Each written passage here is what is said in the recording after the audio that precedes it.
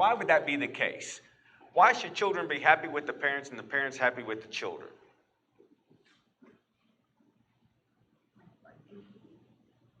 Makes life easier. I think it reflects God's relationship with us. Okay, God's relationship with us. What else? That you put others first. Put others first. That's a fine line. You'll find out my parenting as we go along, maybe, and get to know one another.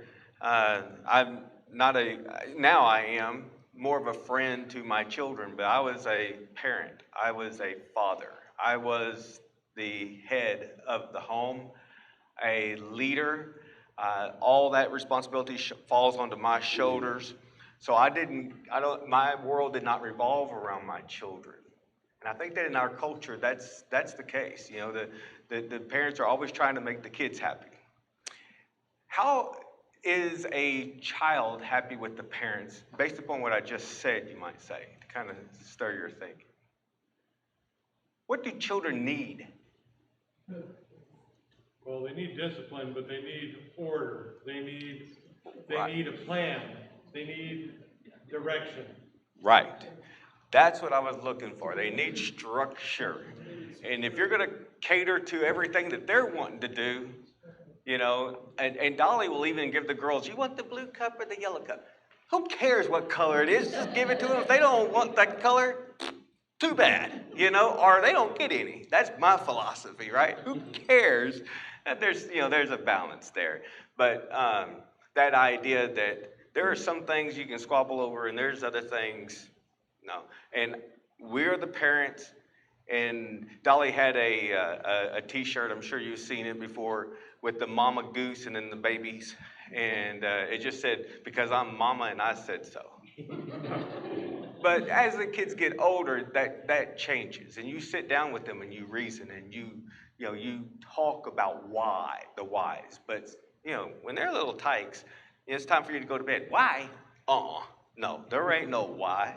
You just do what you're told, right? And so, anyways, maybe I'm a little old school. Joe? Just a silly thing, but I remember the guy on television, the dog whisperer. Right. He used to say, dogs don't want a friend, they want a pack leader. Right. And that certainly it should be true in the home. And if you're constantly catering to the children,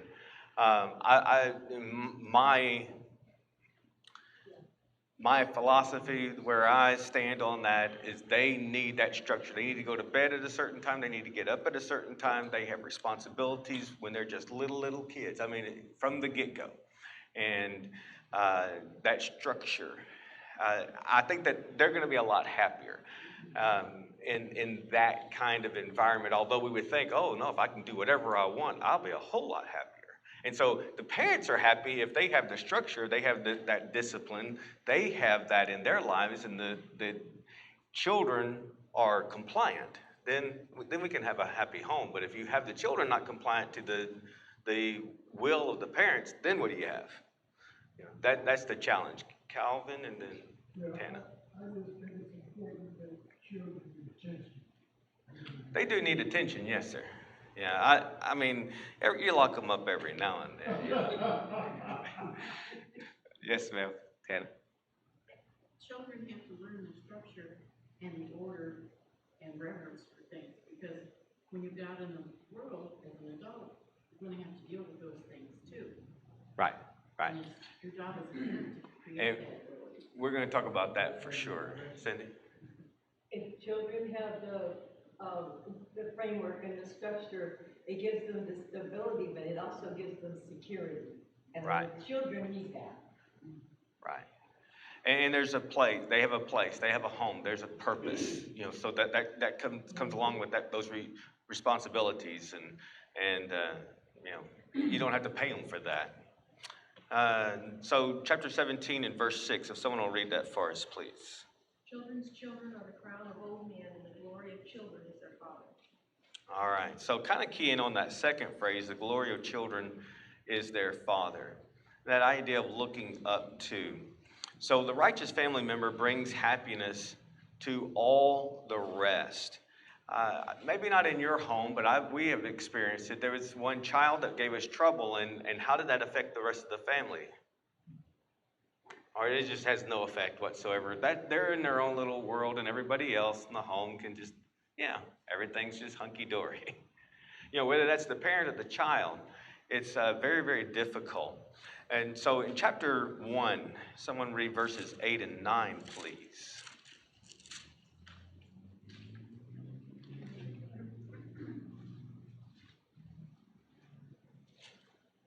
It is a training ground for children. Verses 8 and 9, my son, hear the instruction of your father, and do not forsake the law of your mother.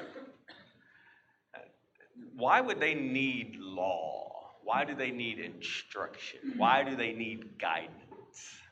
Same reason that we need it.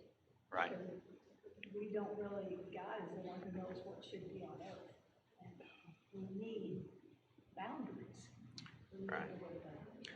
It really is strange that you have to go through a course to be able to get a driver's license and be able to, put yourself behind the wheel. But to become a parent, what do you have to do? There's no qualification, if you will, to bring a child into the world and then be responsible for them. And unfortunately, too many are not really prepared. Is anyone prepared to be an adult? No one's prepared to be a parent. No one's prepared to be a child.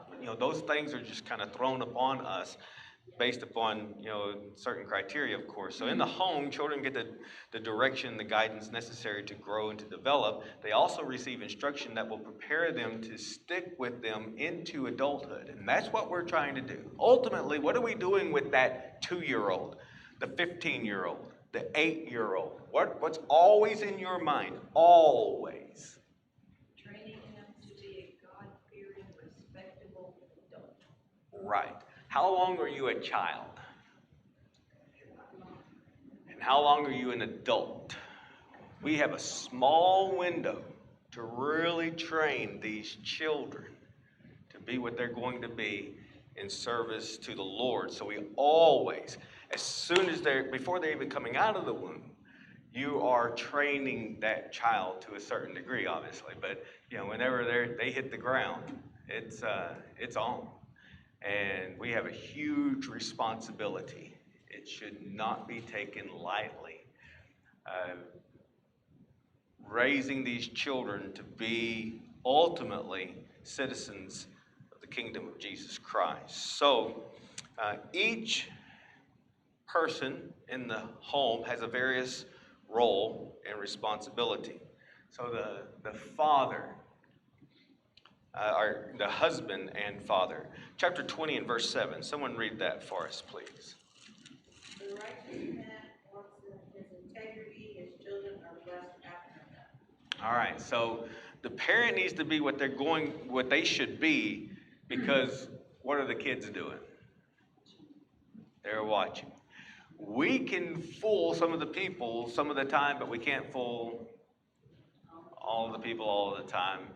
We might be able to fool some people all the time, but who are you not going to fool? God. True, you're not going to fool God. Your kids know. So the kids know when you leave this environment that we're in right now, and you go home, they're going to make note of your behavior in this environment, your behavior in that environment, and so on and so forth. Cal? God had confidence in Abraham that he would keep his children justice and judgment. He said that. It's a big task, is it not? So in regard to the wife and the mother, chapter 14 and verse 1, please. The wise woman builds her house, but the foolish tears it down with her own hands. All right, so we're going to look into this a little bit deeper as we go through the study this evening. So the wise woman does what?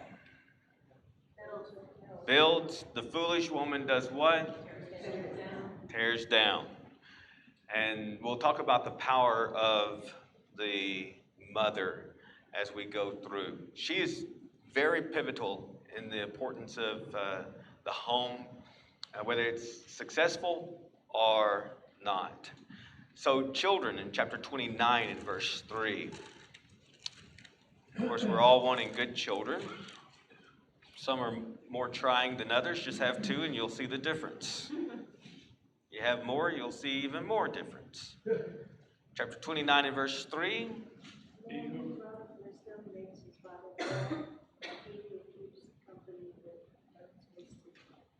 All right. Makes us, in verse 3, the second part there makes us think of what parable? Prodigal son. He goes out and he just squandered it. And so, but the beginning there in verse 3, whoever loves wisdom makes his father rejoice. Are we instilling in our children that they need to gain wisdom now? Now, it may not be the wisdom that certainly has blossomed in our lives because they haven't reached that kind of maturity, but what wisdom they have, they need to have. Or what wisdom they should have, they need to have. And we've all heard that phrase from someone, wow, they're wise beyond their years. Tim?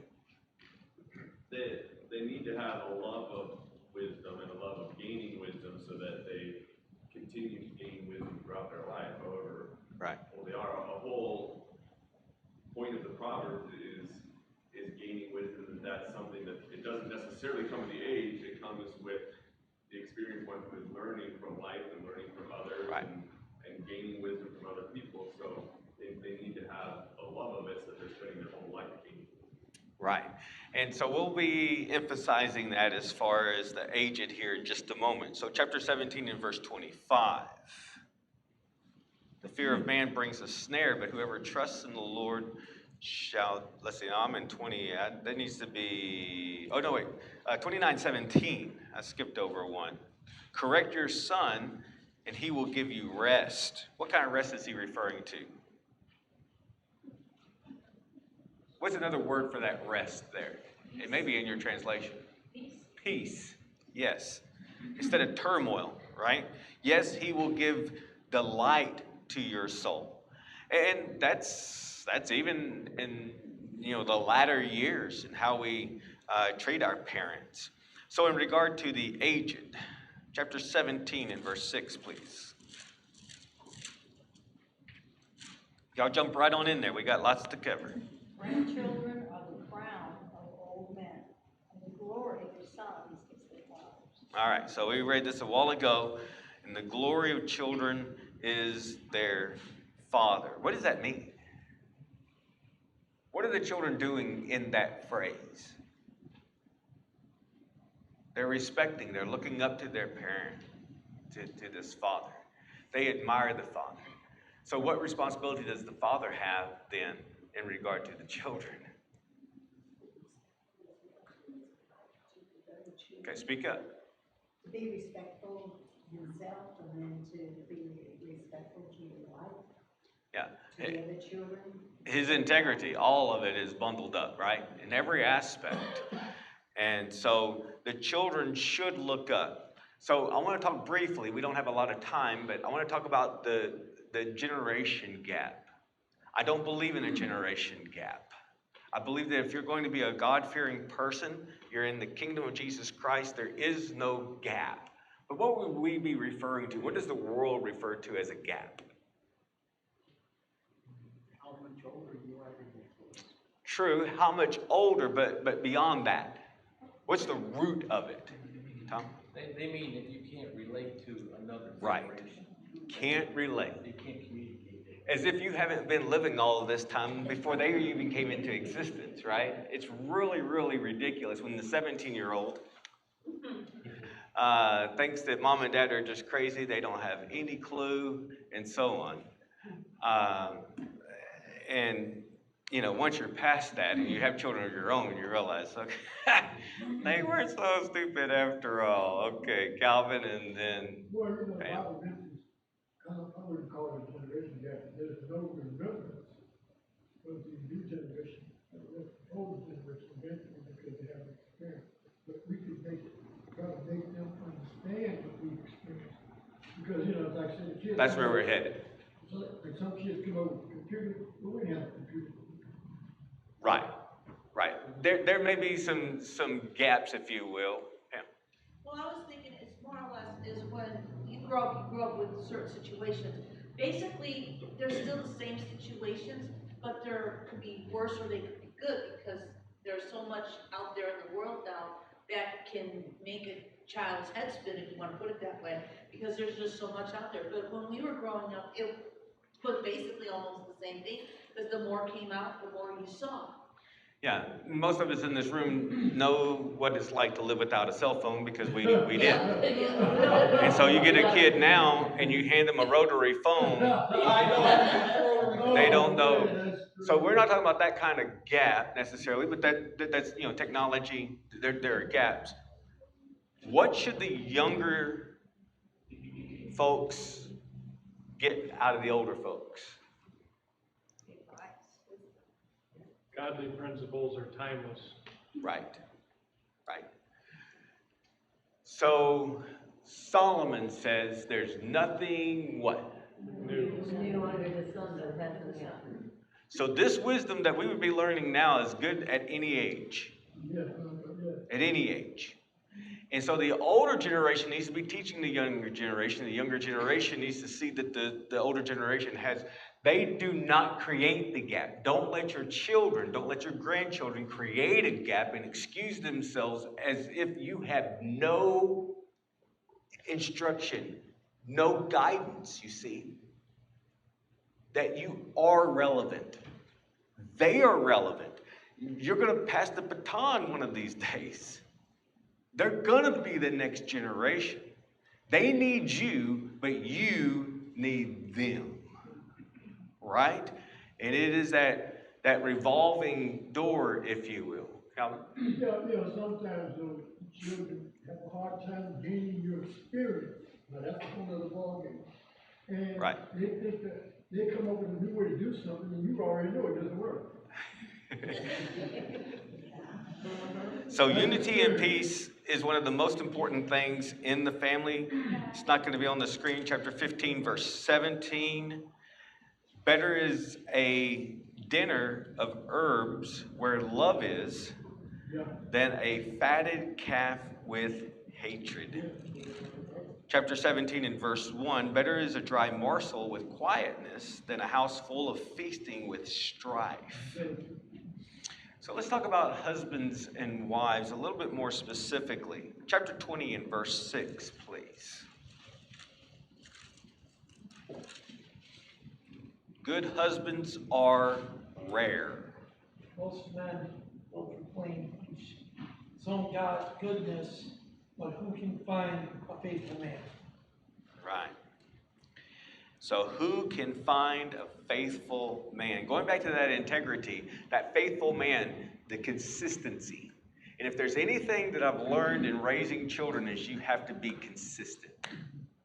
And if you say no, it has to be no. I don't care what kind of what threat, it's no. It's been our rule in our home anyways, that if Dolly has said no, then guess what Dad's going to say? No. So, but you have your kids, they're going to try to play. So they go and ask Mom, they get a no, but then they go and ask Dad, hey Dad, can I do da-da-da-da-da-da, whatever it is.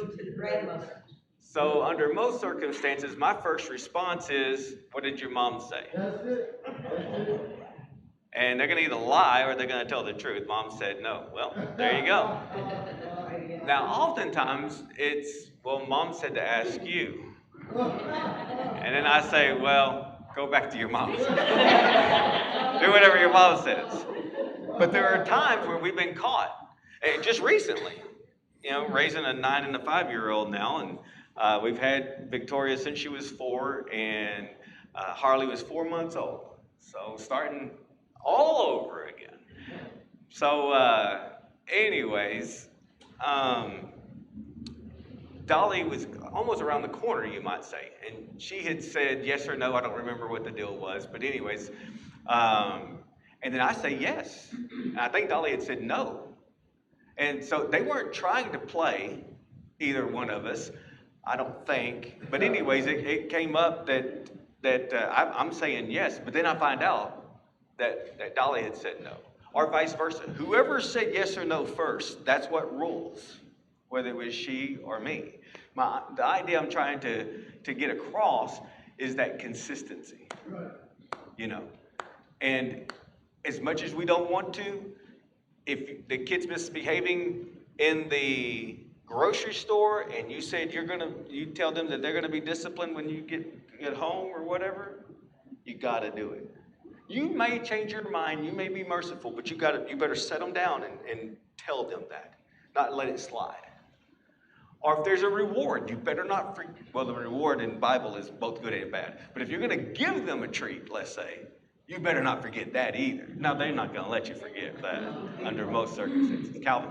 You know, see now, in the early 50s, things were different. You know, the police weren't involved. I knew that when I went to the store, my mother, if I acted up, she would get me right then and there. Yeah. I didn't have to wait to come home. Yeah, I know. We're in a different world now. It was immediate. Yeah. So, husbands are rare, fathers are rare. They're going to be the kind of fathers that they need to be. And consistency is huge. So, his greatest treasure is his wife, chapter 19, verse 14, please. Y'all got to be faster. Houses and riches are in an inheritance from fathers, but a prudent wife is from the Lord. A prudent wife. I hope you have a prudent wife. I do not have to worry about Dolly having the checkbook or a credit card or the will or whatever. That's another side of that integrity, and that's a whole different subject. No, it ain't time yet. What was that? That idea that you can trust one another, and that always needs to be consistent, if you will. That both of you are trustworthy. So she is a blessing from a gracious God. She enhances his position, brings out the best in him, and brings him honor and dignity. We'll try to finish with this, so we got to go fast. But chapter 31, verses 10 through 12. Who can find a virtuous wife, for her worth is far above rubies? The heart of her husband safely trusts her, so he will have no lack of gain, much less lost, right? She does him good and not evil all the days of her life. That's hard to find. It's very hard to find. So, notice in verse 23, her husband is known in the gates when he sits among the elders of the land. He has that good reputation.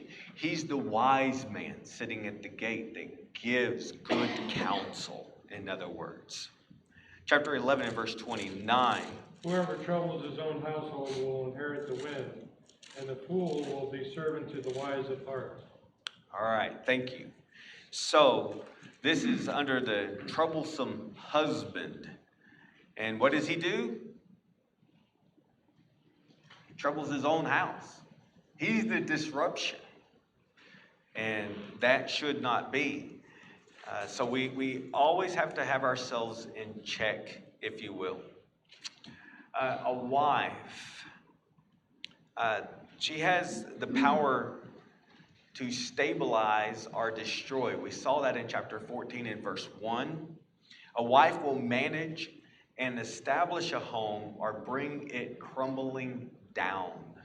The home teeters on her character. She will either balance and support it through her wisdom or bring it crashing down through irresponsibility and folly.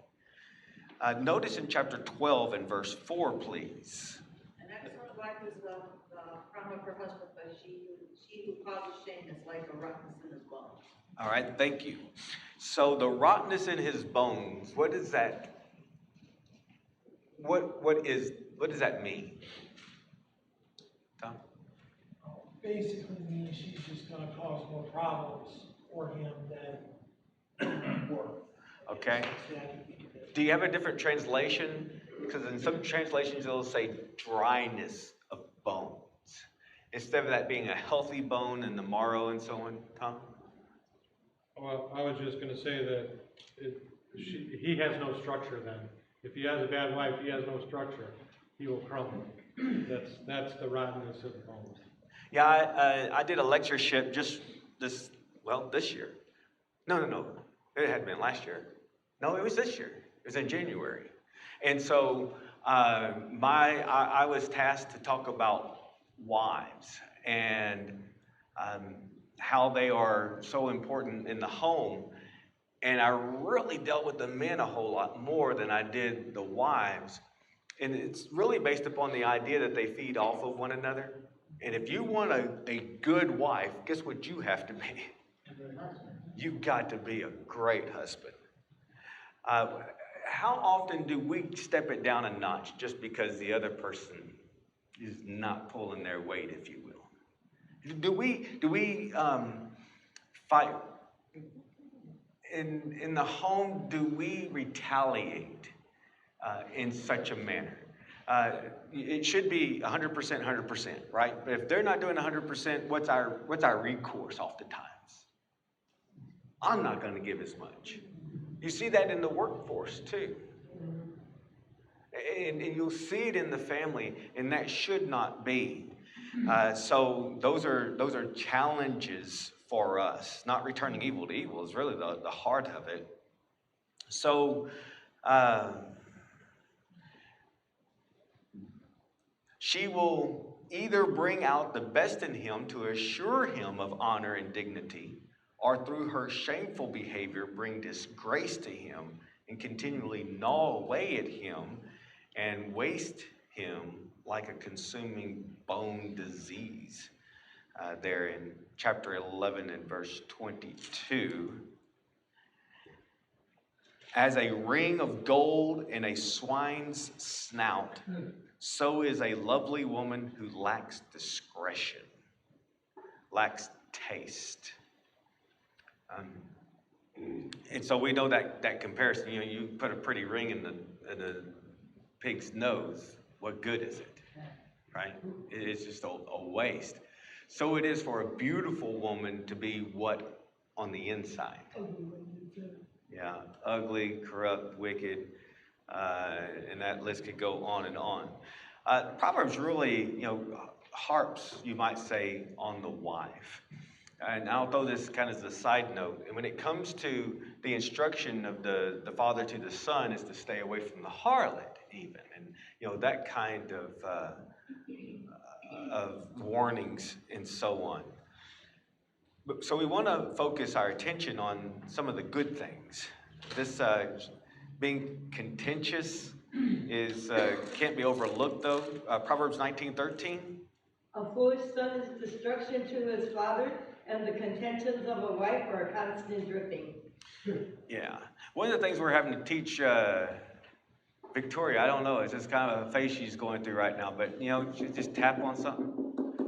Kids do that. They make a scratching noise, and they'll do it until the kingdom come. I mean, And I've told her, I said, if you're doing that, if you catch yourself doing whatever it is for a minute, stop.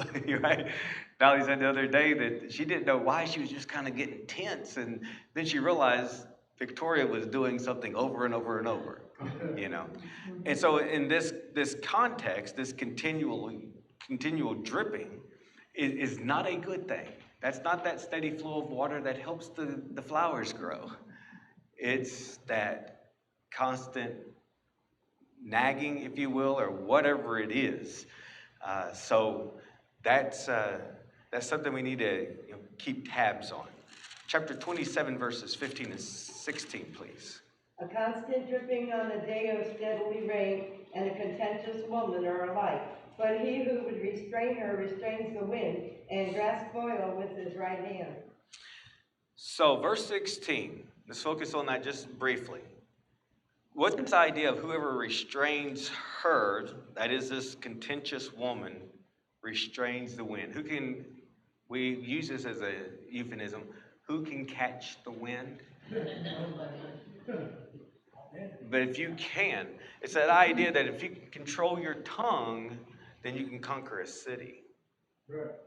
So here, this contentious woman seems to be, it's possible to do what?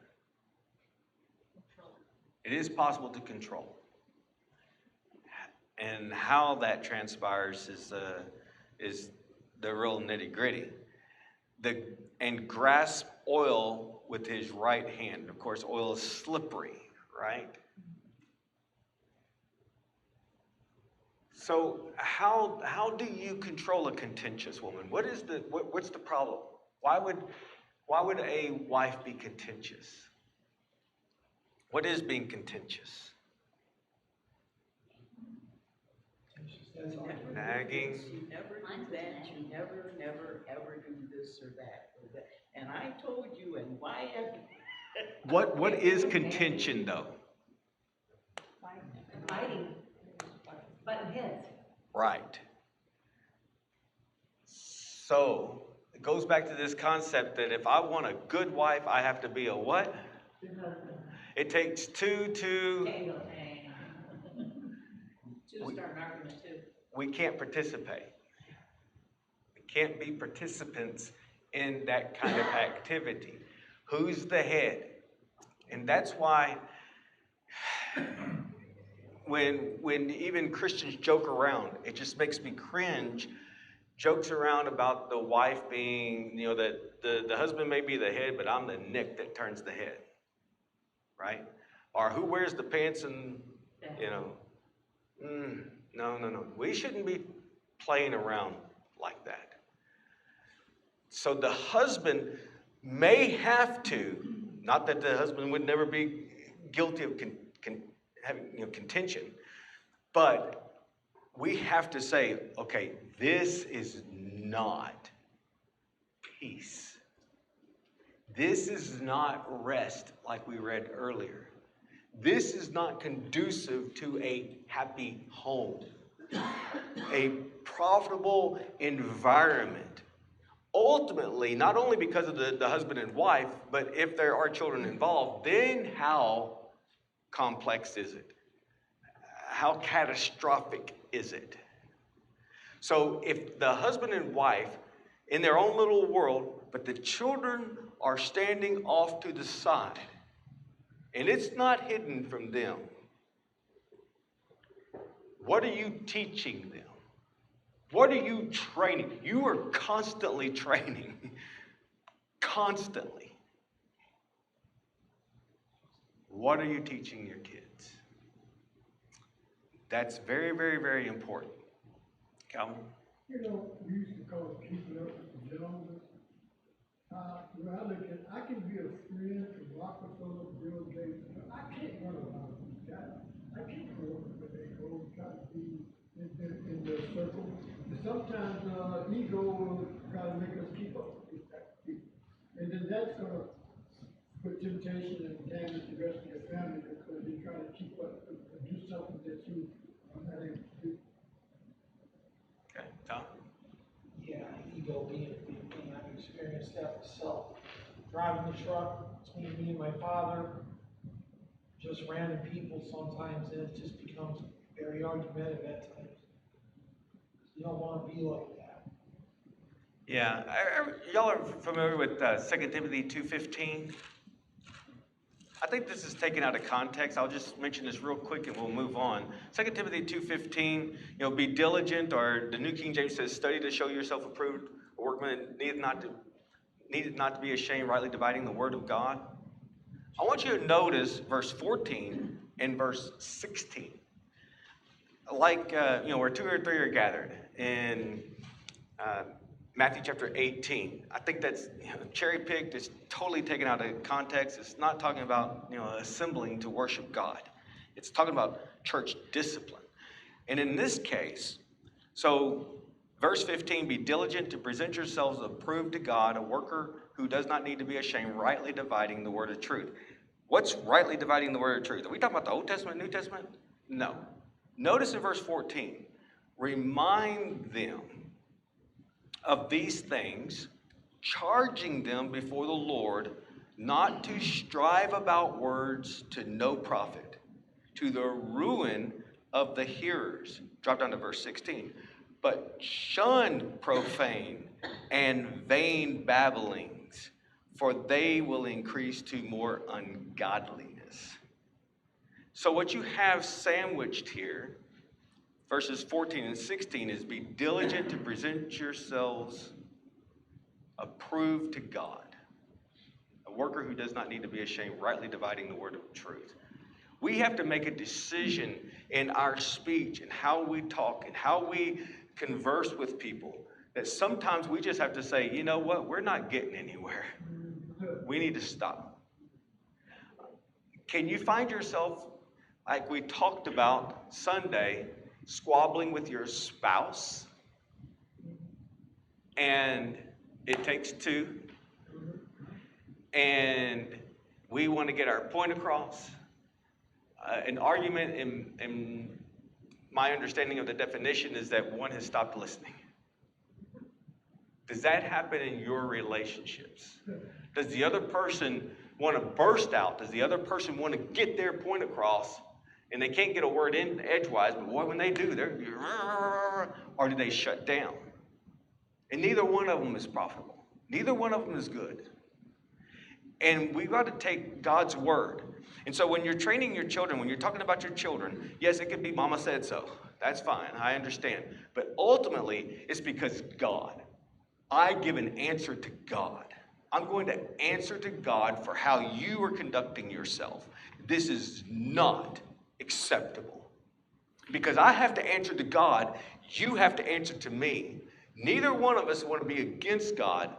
You better straighten up right now. And if that's you have to talk to your spouse to shut it down, to get rid of the contention, we've got to do that. We've got to be people who are standing for what's right in the eyes of the Lord. We can't be those who are participants. But boy, when we're in it, right, it's hard to stop. And so that's when you kiss your spouse. That's when you kiss your kid. That's when you got to break that when you feel yourself getting worked up. And that's a challenge. But it always has to be in the forefront of the children's mind that we answer to God. And that we are accountable. And that when they grow up, guess who they're going to be accountable to? But what does a kid think? I can't wait till I can leave my parents so I can what? Do whatever I want to do. If your kid's thinking that, you have failed. Very bluntly. Because they have needed to be taught from get-go that we all answer, right? Elders are going to answer to the good shepherd. And so none of us are excluded or, exempt. Yeah, Amen. I talk to my kids about this. I say it a little bit differently. I tell them that God is the one who knows what's best for all of us. Sure. And they need to obey me, not because I'm perfect, because I am so not perfect. And there are times that I tell them things that are wrong, or I forget things, or I mix them up, but God said to obey me, and God knows what's best for them. Right. So in that, they're already pointing to trusting God to direct their lives because He cares about them so much. Yeah. That's what I want them to know. Yeah, and we do too. So it all goes back to God. Everything goes back to God. Tom? 1 Corinthians 10, 23 and 24, you say, I'm allowed to do anything, but not everything is good for you. I said, I am allowed to do anything, but not everything is beneficial. Don't be concerned for your own good, but for the good of others. Very good. All right, so very quickly, we still have 2 more slides to go. Parents have the task of child training 22:6. Train up a child in which he's going to go, and when he's old, he will not depart. It's difficult. Chapter 22 and verse 15. Is someone there already? Foolishness is bound up in the heart of a child, but the rod of correction will drive it far from him. Okay, so children are immature, they're silly, they're childish. And in a sense, we want them to be children, we want them to enjoy their childhood, but we're also having to work that out of them. Because there's still some 30-year-old kids still wanting to get their way, still wanting to play, and they need to grow up and be productive. Let's see, if not trained and directed properly in the formative years, it may be too late to change them later. Maybe too late. Chapter 29, verse 15. The rod and reproof give wisdom, but the child left to himself brings shame to his mother. How many of you were latchkey kids? Is that what it was called? Verse 17, correct your son and he will give you rest. We read this earlier. Yes, he will delight your soul. That's different. And different children, or I told you that our oldest, we could beat her to the end of her life, and she'd still go like, yeah, whatever, you know. And then the second one, you just shake your fingers, you know. So kids are different, but the rod, according to the Lord, is still useful. Chapter 3, 11 and 12, please. My son, Y'all doing great. my son, do not despise the Lord's discipline, or be weary of his reproof. For the Lord reproves him whom he loves, as a father, the son in whom he delights. All right, this is brought up in Hebrews chapter 12, I believe. And even Jesus had to do what? He had to be obedient to his parents. He had to learn obedience by the things that he suffered. And what was that? To what extent? The death of the cross. Wrap your mind around that whenever you don't think that a spanking is appropriate on occasions. You just, there are many out there who are totally against any kind of corporal punishment, if you will. We don't have time to venture into that. In regard to, it's not on the key to the task. I have a lot more notes than what's on there.